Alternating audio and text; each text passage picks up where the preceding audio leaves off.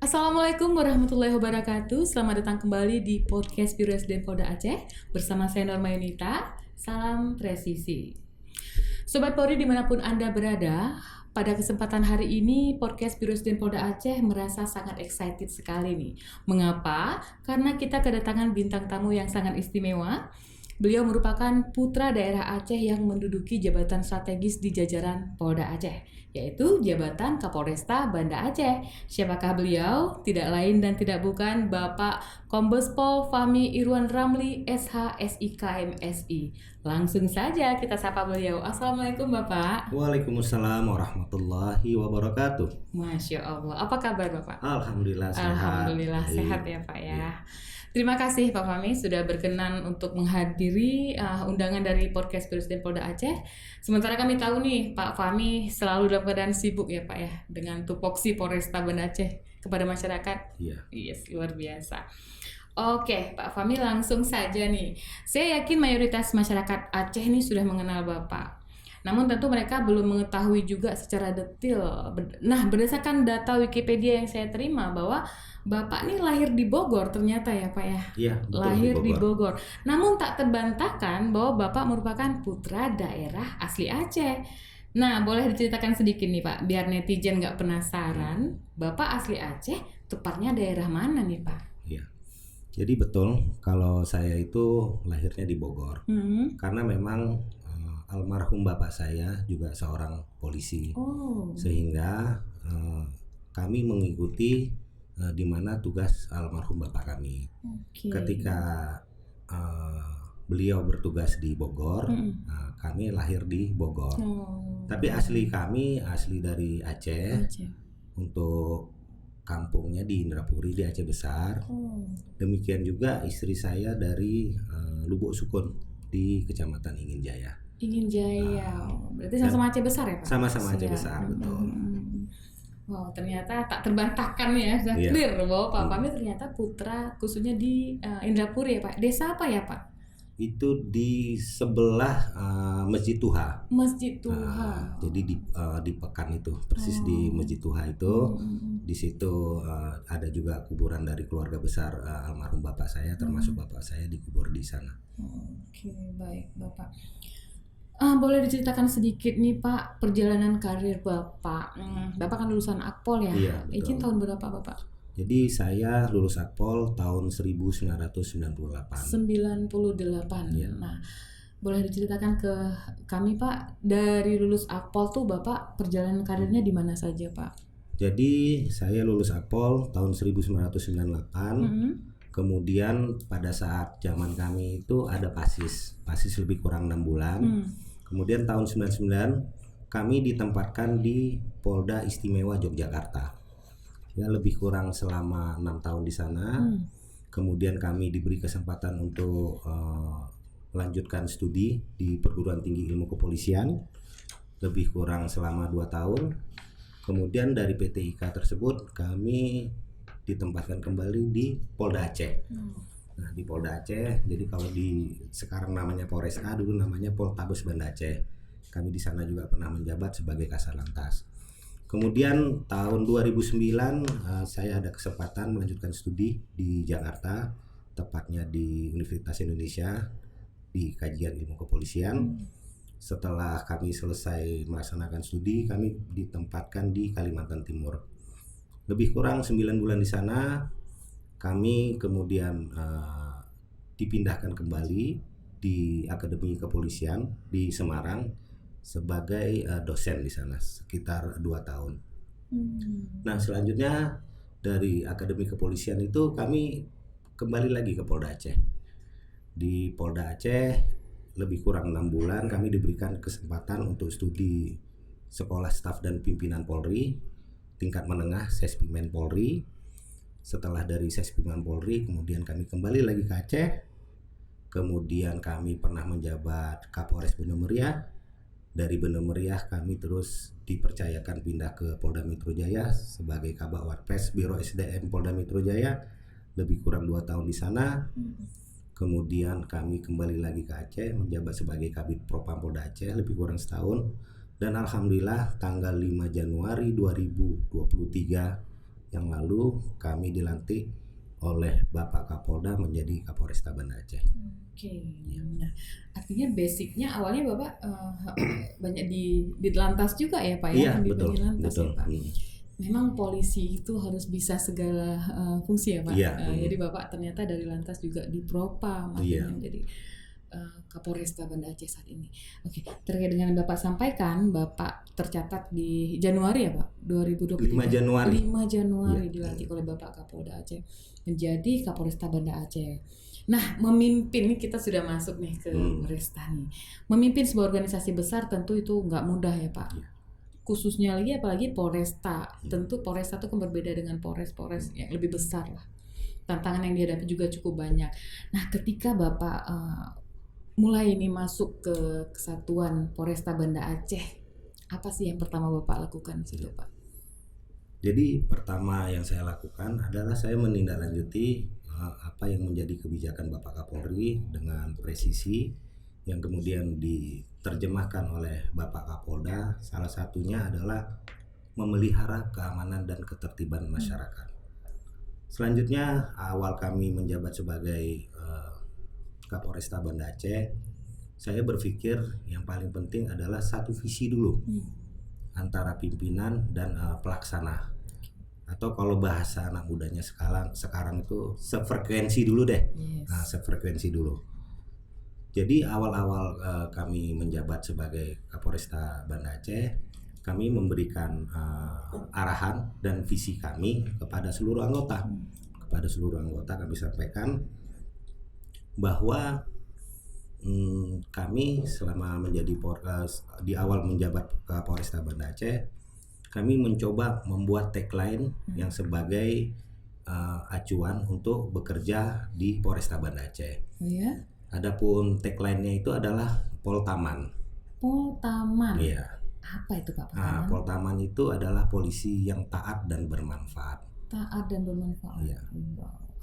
Menarik ini Sobat Polri ya. Jadi ada Poltaman, jadi ada jargon, semacam jargon gitu ya Pak. Kira-kira Poltaman ini apa yang Bapak harapkan nih dari personil Bapak sendiri? Polisi itu harus yang seperti apa sih dengan taat bermanfaat itu bisa dijabarkan? Jadi begini, bahwa pada dasarnya polisi itu adalah manusia. Benar. Tentu dia mempunyai keyakinan pada agamanya masing-masing. Nah, oleh karena itu saya mencoba mengajak kepada diri saya maupun kepada anggota saya bahwa kita selaku manusia itu harus taat kepada agama kita, pada keyakinan kita. Apa yang diperintahkan oleh agama kita ya dilaksanakan. Apa yang dilarang ya dijauhkan. Kemudian kita juga seorang polisi. Nah, tentunya selaku seorang polisi ada aturan-aturan dari kode etik profesi Polri yang harus kita patuhi. Nah, seluruh aturan tersebut ya harus kita patuhi. Apa yang diperintahkan kita laksanakan, tentu yang dilarang kita jauhkan. Nah, itu. Jadi taat kepada agamanya, taat kepada seluruh aturan yang ada di kepolisian. Apakah cukup berhenti di situ? Tidak bisa. Kenapa? Kita harus bermanfaat. Nah, bagaimana supaya kita bermanfaat bagi masyarakat? Kita laksanakan tugas pokok fungsi masing-masing secara maksimal dan optimal. Ditambah dengan hadir di tengah-tengah masyarakat pada saat-saat memang masyarakat itu butuh. Nah, oleh karena itu saya sampaikan kepada seluruh anggota saya bahwa kita selaku anggota Polresta Banda Aceh yang harus menyesuaikan dengan kegiatan masyarakat yang ada di Kota Banda Aceh. Kalau kita melihat dari awal lah pagi hari, itu dimulai dari pagi hari itu kegiatan masyarakat itu mengantar anak sekolah, pergi ke kantor, berdagang, belanja dan sebagainya itu di lalu lintas di wilayah hukum Polresta Banda Aceh ini cukup padat. Nah, artinya itu membutuhkan kehadiran Polri di situ. Nah, oleh karena itu di awal saya menjabat Kapolresta Banda Aceh, saya mempunyai kebijakan untuk seluruh staf yang ada di Polresta yang berseragam itu kami dorong di plotting kegiatan masyarakat melakukan kegiatan tersebut. Nah, itu lebih tepatnya mungkin istilahnya adalah strong point pagi. Jadi selama ini yang berjalan itu yaitu lalu lintas dan satsamapta. Tapi dari hasil pengamatan kami itu tidak cukup untuk mengcover kegiatan-kegiatan masyarakat. Oleh karena itu ada kebijakan kami kemudian menerjunkan seluruh staf yang berseragam untuk membantu masyarakat melakukan kegiatan-kegiatannya. Ya contohnya ketika ada seorang ibu, seorang bapak mengantar anak sekolah, kemudian menurunkan di depan sekolah, mungkin di seberang jalan, nanti anggota kita itu membantu menyeberangkan sampai di depan pintu sekolah dalam keadaan aman, sehingga ada rasa nyaman dari masyarakat yang ada di wilayah hukum Polresta Banda Aceh. Itu salah satu kegiatan yang kami lakukan di awal-awal saya menjabat sebagai Kapolresta Banda Aceh. Wah, luar biasa. Artinya polisi ini ya ada dia menjadi bermanfaat bagi masyarakat jadi ya bermanfaat, Pak ya. Benar, iya. Pak. Oke, sebaik-baiknya manusia adalah yang bermanfaat bagi orang Iya, banyak ya Pak ya. Baik, selain Poltaman ini khususnya tadi selain taat kepada aturan dan agama dan bermanfaat bagi orang banyak. Salah satu program yang sudah Bapak jalankan untuk dapat bermanfaat selain tadi misalnya dari lalu lintas dan sebagainya. Apalagi sih Pak program-program yang sudah Bapak jalankan yang terasa nih manfaatnya buat masyarakat khususnya di jajaran Polres? Mungkin kalau masalah yang dirasakan masyarakat lebih tepat ditanyakan sama masyarakat. Tapi kami mencoba membuat program-program yang memang saya pikir itu akan menyentuh kemanfaatan yang kita lakukan itu dan dirasakan oleh masyarakat. Salah satu contohnya adalah kami coba masuk ke komunitas subuh keliling. Komunitas subuh keliling itu biasanya di hari Minggu pagi kami ikut bersama teman-teman ya dari komunitas tersebut. Kami secara bergantian dan kemudian juga kami juga membuat program subuh keliling di Masjid Polresta. Yaitu pada hari Sabtu. Nah, pada tujuannya adalah kita tidak hanya menghidupkan ikut berpartisipasi dalam program subuh keliling yang ada sudah berjalan di Kota Banda Aceh. Kami juga coba mengaktifkan kembali, memakmurkan masjid kami kembali. Nah, itu seperti itu. Bahkan beberapa waktu yang lalu kita juga berkolaborasi sama teman-teman Gerakan Pemuda Subuh yang melaksanakan kegiatan subuh pada hari Sabtu, yang kemudian dilanjutkan dengan diskusi tentang konflik sosial. Ya, kita di situ saling berdiskusi bagaimana menyelesaikan persoalan-persoalan dan potensi-potensi konflik yang ada di wilayah hukum Polresta Banda Aceh. Ada masukan dari teman-teman, kemudian ada pertanyaan dari teman-teman, kita jelaskan di situ, dan diharapkan dengan diskusi itu ada nilai manfaat yang kita dari hasil diskusi tersebut. Kemudian program lain diantaranya adalah yang sudah lama sih ini sebenarnya, Sawu Sikula. Nah, Sawu Sikula.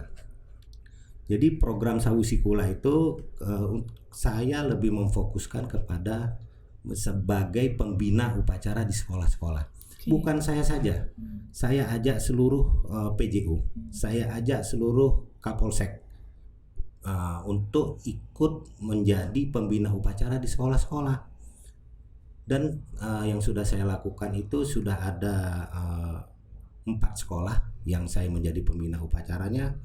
Yang pertama adalah di SMA Negeri 3, kemudian yang kedua di SMK 1, 2, dan 3 di Longraya. Kemudian saya juga menjadi pembina upacara di SMA Negeri 1 Ingin Jaya, yang tepatnya di Lubuk. Kemudian terakhir kemarin hari Senin saya menjadi pembina upacara di SMP Negeri 9. Nah, kenapa kalau saya pribadi, dan itu bukan saya sendiri, tetapi para PJU, pejabat utama di Polres, dan para Kapolsek di wilayah hukumnya ikut menjadi pembina upacara. Memang fokus saya untuk sementara ini itu pada SMA. Kenapa SMA? Nah, kenapa SMA? hal-hal yang kami sampaikan di situ adalah yang pertama adalah terkait dengan penyalahgunaan narkoba, bahayanya penyalahgunaan narkoba. Gitu. Kemudian yang kedua adalah terkait dengan ketertiban lalu lintas. Nah, kemudian yang ketiga kami juga sampaikan pada kesempatan itu terkait dengan adab atau etika. Adab terhadap guru, adab terhadap orang tua. Nah, ini menjadi pondasi anak-anak kita untuk berkarya pada zamannya nanti. Tapi hal-hal yang prinsip seperti adab terhadap guru dan adab terhadap orang tua ini harus tetap dijaga. Dan ini yang paling penting kenapa saya di SMA.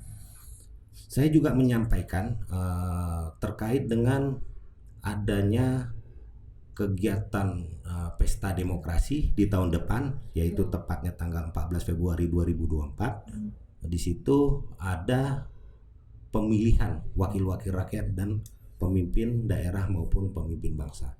Nah, di situ saya mengajak kepada anak-anak kelas 11, anak-anak kelas 12 yang sudah cukup umur 17 tahun agar ikut berpartisipasi. Kita sukseskan pesta demokrasi ini.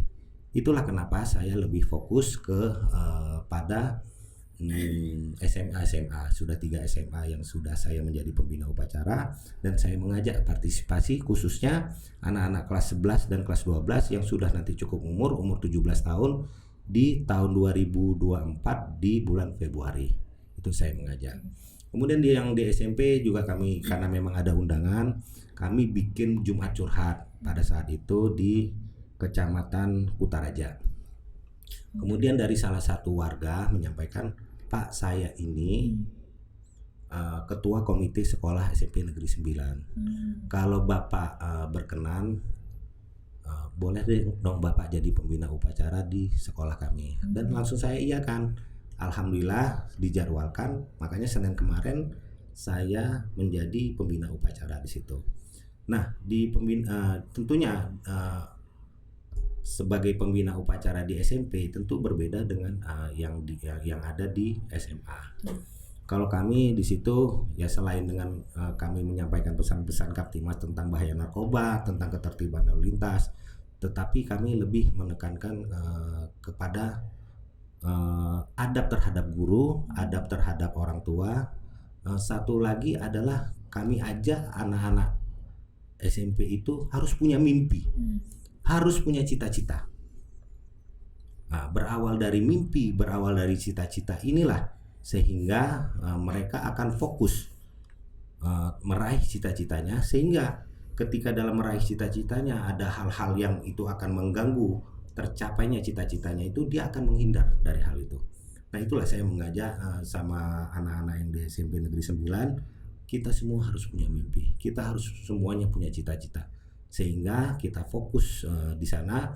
Dan harapan kami sih anak-anak tersebut akan menghindari diri dari hal-hal yang tidak, atau yang hal-hal yang negatif yang mengganggu pencapaian dari cita-citanya tersebut. Betul, wah luar biasa. Saya baru mendengar 3 program yang sudah dijalankan, sangat excited sekali. Mungkin terhadap yang safari subuh dulu tadi yang paling pertama. Ternyata ketika Bapak menjabat langsung ada safari subuh yang Sabtunya untuk internal, kemudian yang eksternalnya, wah luar biasa. Jadi ada komunitas-komunitas juga yang ikut ya Pak ya. Jadi langsung kita tuh ke masyarakatnya. Nah, yang Sawusikula tadi memang kalau saya lihat sangat tepat sasaran ya Pak. Jadi Bapak tuh memberikan arahan sesuai momen ya Pak ya. Jadi ketika SMA kita ingat mau ada pemilu, jadi dipersiapkan dengan baik. Ini sih yang berbedanya nih Pak, luar biasa banget nih. Nah, kalau di Polresta sendiri nih Pak, kita ini kan syariat Islam ya Pak ya, di Aceh kita berbeda dengan daerah-daerah lain. Ke tokoh-tokoh ulamanya tuh pendekatannya perlu spesifik nggak Pak? Gimana sih kalau yang sudah Bapak lakukan selama ini? Saya kira sangat perlu. Sangat perlu.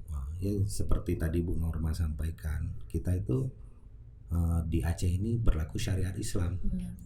Tentunya awal saya menjabat sebagai Kapolresta Banda Aceh, saya perlu doa dan dukungan para ulama yang ada di wilayah hukum Polresta Banda Aceh. Itulah kenapa di awal kami menjabat itu kami melakukan silaturahmi kepada beliau-beliau, para tengku-tengku, para alim, para ulama yang ada di wilayah hukum Polresta Banda Aceh. Tujuannya adalah kami mohon doa dari tengku-tengku, dari para ulama tersebut, dari beliau-beliau, dan kami juga mohon dukungannya agar kami bisa melaksanakan tugas yang dibebankan kepada kami. Amanah yang saya kira ini cukup berat dan sangat berat, dan saya tidak bisa melakukan itu sendiri. Butuh doa, dukungan, terutama dari orang-orang tua kami, dari para alim, para ulama, tengku-tengku. Itulah kenapa kami di awal kepemimpinan kami roadshow ke beliau-beliau itu. Yang tujuannya memohon doa dan meminta dukungan. Dan alhamdulillah dari beberapa ulama yang kami kunjungi responnya cukup baik, dan beliau juga mendoakan kami dan juga akan mendukung kegiatan-kegiatan Polresta Banda Aceh dalam memelihara keamanan dan ketertiban. Yang kita ketahui juga bahwa Bapak Kapolda Aceh juga sangat erat hubungannya dengan ulama ya Pak. Jadi Bapak juga alhamdulillah bisa menyesuaikan itu. Nah, pernah saya dengar nih Bapak juga mendatangi makam-makam ulama, Pak. Benar Pak? Iya, betul. Jadi begini. Jadi sebenarnya itu ceritanya berawal kami berbincang-bincang dengan Kepala Dinas Pariwisata dan Kebudayaan Aceh.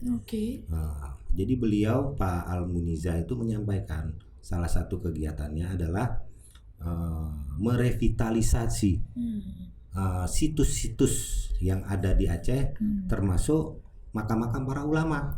Nah, itu berawal. Kemudian diceritakan juga pada saat itu kami juga sudah bekerja sama dengan Kodam di Hubdamnya. Nah, kemudian saya tertarik. Nah, oleh karena itu ada satu momen kegiatan di wilayah Darul Imarah pada saat itu untuk merevitalisasi atau membersihkanlah makam ulama. Kami hadir di sana. Dan saya pikir saya selaku Kapolresta Banda Aceh harus mendukung kegiatan ini. Kenapa? Di Aceh ini banyak sekali situs-situs yang belum tergali. Banyak sekali makam-makam para ulama yang belum diketahui oleh masyarakat. Karena kalau ini tidak digali, tidak diberitahukan kepada masyarakat, bisa-bisa sejarah Aceh ini hilang.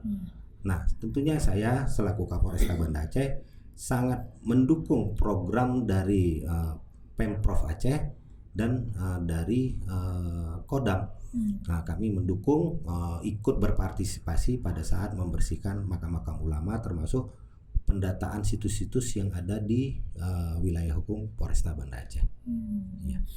Kalau bisa saya sedikit memberikan pendapat bahwa ternyata Bapak mendengarkan masukan gitu kan, keluhan masyarakat, kemudian langsung ada tindak lanjut yang konkret ini Pak, gitu betul. Ya kan. Kayak tadi Jumat Curhat ada komite dari SMA akhirnya Bapak datang kayak gitu. Seperti itulah pemimpin-pemimpin yang sangat dibutuhkan oleh masyarakat pada saat ini nih, Sobat Polri.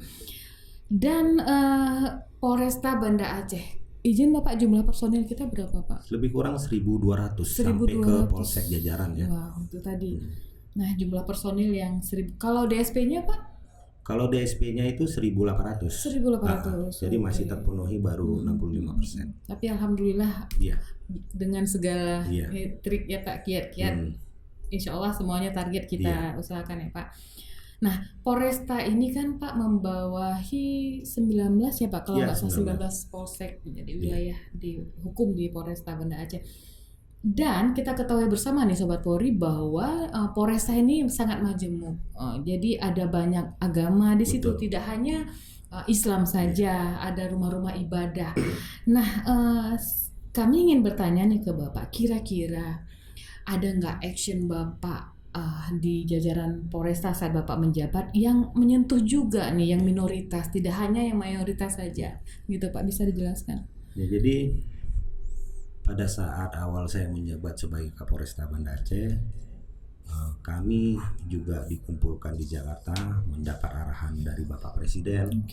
Pada saat arahan dari Bapak Presiden, salah satu penekanan beliau bahwa harus menjamin kebebasan beragama dalam beribadah menurut kepercayaan dan agamanya masing-masing. Kemudian pada saat Imlek yang baru lalu, teman-teman kita, saudara-saudara kita menyelenggarakan kegiatan ibadah dalam rangka Imlek. Nah itu. Kemudian sebelum acara itu dilaksanakan, kami ketemu sama pengurus-pengurus vihara itu. Ada 4 yang kami jumpai di seluruhnya di wilayah Kutalang. Itu Bapak langsung tuh? Saya langsung. Wow. Jadi pada saat itu saya langsung turun sebelum pelaksanaannya itu untuk mengecek, memastikan bahwa penyelenggaraan ibadah itu disiapkan dan tidak ada gangguan apapun. Nah itu yang saya pastikan itu dulu. Makanya kami serap dari pengurus-pengurus vihara itu, apa Pak yang bisa kami bantu, apakah ada kendala, ada hambatan. Dan pada umumnya semua yang menyampaikan tidak ada hambatan Pak, ini sudah lama kita di sini dan tingkat toleransi di Aceh ini luar biasa, malah disampaikan itu. Ya alhamdulillah saya sampaikan kepada pengurus-pengurus tersebut. Kemudian pada malam harinya rata-rata dari vihara itu memulai ibadahnya itu pukul 9 malam. Nah pukul 9 malam saya bersama pejabat utama Polresta juga mengunjungi vihara-vihara itu saat berlangsung ibadah. Saya harus memastikan bahwa ibadah dari teman-teman kita yang pada saat itu ibadah Imlek, pada momen Imlek kami harus pastikan bahwa itu berlangsung dengan aman dan nyaman. Dan alhamdulillah respon dari saudara-saudara kita pengurus vihara itu mengucapkan terima kasih dan apresiasi kepada saya sebagai Kapolresta Banda Aceh, sehingga mereka merasa aman, merasa nyaman, dan pelaksanaan ibadah itu dapat berlangsung dengan khidmat. Nah itu yang perlu saya sampaikan juga. Kenapa sebelum pelaksanaan ibadah itu saya datang, saya sampaikan kepada pengurus, Pak, Ibu, nanti ada anggota kami yang menjaga di rumah vihara ini, rumah ibadah vihara ini, untuk memastikan keamanan bapak-bapak dan ibu-ibu. Nah itu kami sampaikan, jangan nanti ada mispersepsi, waduh ini kok polisi banyak sekali, kenapa ada apa. Nah itu kami harus jelaskan dulu, sehingga pada saat pelaksanaan ibadah itu ketika anggota kami itu tergelar, mereka sudah paham. Nah itu jangan ada terjadi miss di situ. Artinya hal-hal seperti ini sih Pak memang yang harus kita gaungkan, khususnya keluar dari Aceh, bahwa Aceh ini aman loh, gitu, benar Pak. Jadi aman, apalagi walaupun beragam agama, tingkat toleransi kita jaga seperti itu ya Pak ya. Polresta siap untuk menjaga kita seluruhnya ya, bersaudara. Wow. Nah Bapak tadi ke eksternal nih sudah dapat kita simpulkan luar biasa sih Bapak menyentuh masyarakat dari segala sisi, komunitas, dari ulama, dari berbagai komunitas-komunitas eksternal dan sebagainya. Saya jadi ingin tahu nih, kalau ke internal personil sendiri Pak, ke SDM dari personil Polresta, selain Poltaman tadi, apa yang Bapak sering gaungkan ke personil Bapak sehingga mereka dapat bekerja sesuai dengan tupoksi masing-masing, bermanfaat bagi masyarakat? Yang saya selalu ulang-ulang setiap berkesempatan menyampaikan sambutan dan arahan tentang rasa syukur. Ya, rasa syukur ini penting. Sebagaimana saya sampaikan, kita tidak pernah tahu bahwa sehat itu mahal sebelum kita mengalami sakit.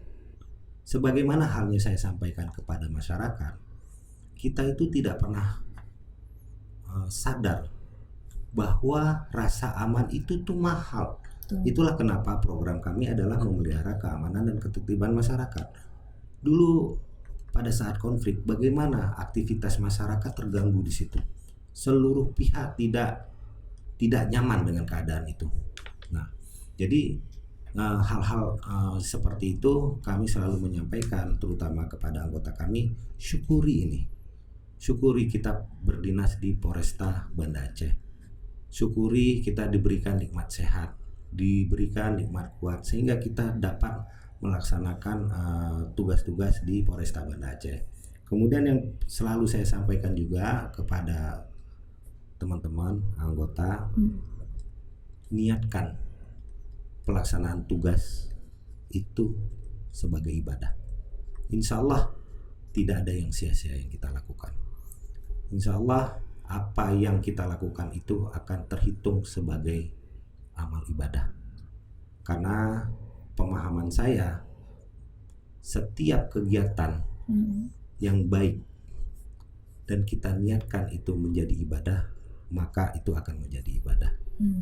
Jadi ibadah itu tidak hanya misalnya saya orang muslim hanya sholat, hanya puasa, hanya zakat, tidak. Sebenarnya kalau menurut pemahaman saya, seluruh kegiatan yang baik asalkan diniatkan untuk ibadah maka akan menjadi terhitung ibadah. Jadi saya mengajak kepada anggota itu, mari kita nih cari pahala besar-besarnya sehingga kita bisa selamat dunia, insya Allah kita selamat juga di akhirat. Gitu. Amin ya rabbal alamin. Kalau bisa saya menyampaikan bahwa Bapak selain menyampaikan itu, tapi memberikan contoh juga gitu ya Pak ya. Jadi ketika safari subuh Bapak juga emang turun, artinya kita tidak hanya bilang mengarahkan saja, tapi kita juga menjadi contoh bagi. Saya kira memang kita harus seperti itu. Benar. Karena ya bahkan saya ada beberapa kali menyampaikan bahwa di Polresta ini yang memang harus paling capek itu Kapolresta. Saya sampaikan ya harus Kapolresta. Kenapa?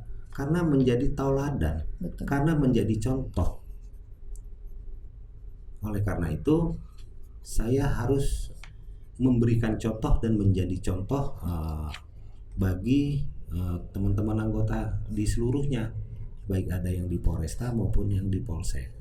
Itu yang saya sampaikan, dan saya sampaikan juga ke teman-teman Kapolsek.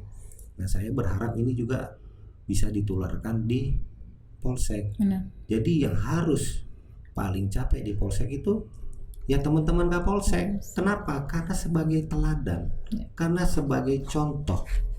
Dimulainya harus dari teladan. Ya ada kata-kata bijak, satu perbuatan baik itu lebih efektif daripada 1000 omongan tanpa tindakan nyata. Betul, sepakat. Luar biasa Pak Fahmi. Dan Sobat Polri, tentunya dari sosok beliau kita ingin mendengarkan pesan-pesan mungkin Pak bisa Bapak sampaikan ke masyarakat barangkali yang mungkin bisa Bapak himbau ataupun apapun yang bisa kami ikuti gitu Pak. Dipersilakan Pak Fahmi. Iya. Jadi pesan kami kepada seluruh masyarakat yang ada di wilayah hukum Polresta Banda Aceh, mari kita jaga keamanan dan ketertiban masyarakat yang sudah kondusif ini, karena rasa aman itu sangat mahal. Bahwa sebelum tsunami kita tahu sendiri bagaimana Aceh ini konflik yang berkepanjangan. Seluruh aktivitas terganggu. Aktivitas masyarakat keseluruhan terganggu. Bahkan untuk mencari nafkah pun sangat sulit. Alhamdulillah atas rahmat Allah diberikan perdamaian sehingga Aceh ini kembali damai, kembali aman, dan tugas kita semua kita rawat ini. Kita rawat keamanan yang ada di wilayah hukum Polresta Banda Aceh. Polresta Banda Aceh tidak bisa sendiri. Seluruh pihak, seluruh elemen masyarakat harus melakukan hal yang sama. Kemudian di Banda Aceh ini juga kemajemukan masyarakatnya itu lebih beragam. Nah, ini merupakan rahmat. Nah, keragaman ini, kebenekaan ini tentunya juga harus kita rawat. Inilah bentuk rahmat Allah kepada kita, wajib kita rawat semuanya. Mari kita jaga keamanan di wilayah hukum Polresta Banda Aceh, dan marilah kita rawat keberagaman kita yang ada di Banda Aceh. Itu kira-kira yang perlu saya sampaikan ke Terima kasih Mbak Norma Pak dan Fahmi. Teman-teman podcast. bisnis. Siap.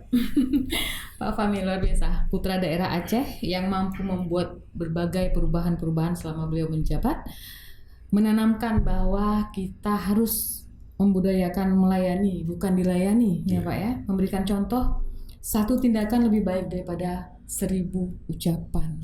Yes, luar biasa. Terima kasih Pak Kapolresta. Kami doakan semoga Bapak sehat selalu, diberikan kesuksesan dunia dan akhirat. Mungkin sebelum kita tutup ada yang mau disampaikan Pak? Begini, ini kan mungkin yang nanti yang mendengarkan dan menyaksikan acara ini bertanya juga.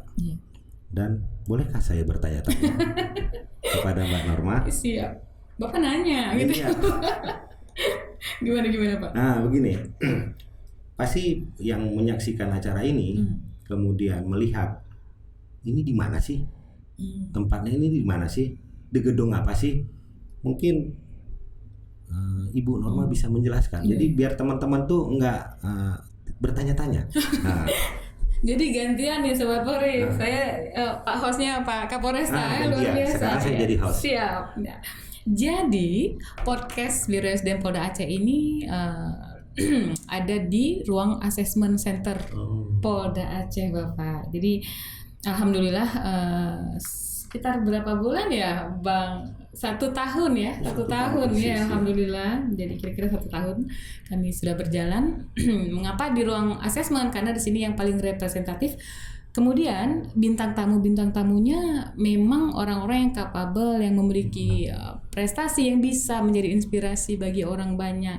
Karena assessment center kan memang tentang kompetensi ya Pak ya. Nah, jadi mungkin kira-kira begitu menurut pimpinan, sehingga kami diberikan tugas untuk melaksanakan podcast di assessment center Polda Aceh. Jadi Bu Norma nyinggung assessment center. Ini mungkin banyak teman-teman yang nggak tahu apa itu assessment center. Nah ini memang berbeda ya, kalau memang Pak Kapolresta ini agak lain ya kan.